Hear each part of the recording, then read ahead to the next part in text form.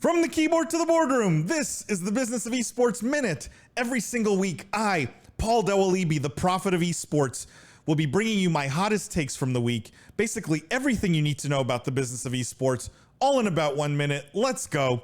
This week, Razer made a big new product announcement with the release of Gamer Chewing Gum.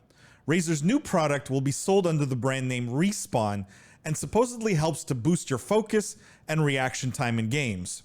While Razer claims that extensive amounts of R&D went into the development of Respawn Gum, it's likely that this is just a simple brand extension for the company, leveraging its affinity with the gamer audience. I really like that Razer continues to experiment with new product categories to sell into their gamer customer base, and have previously mentioned that this is a company to watch going forward. In more unfortunate news, the esports organization co-founded by David Beckham, Skillz Esports, announced that they plan to list on the London Stock Exchange and hope to raise $26 million in the planned IPO. The language in the press release makes it clear that they're looking to prey on investors who are less familiar with the intricacies of esports and make comparisons to the English Premier League, NBA, and NFL that strike of hyperbole or a lack of understanding of the esports industry.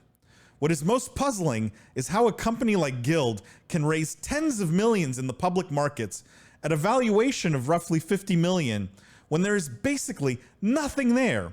Typically, a publicly listed company meets a certain bar of quality, assets, revenue, IP, anything at all.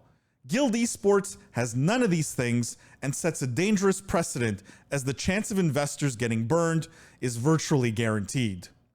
Finally, Skillz, a mobile esports platform, plans to go public via a SPAC. In 2017, Skillz was named the fastest growing company in America by Inc. magazine.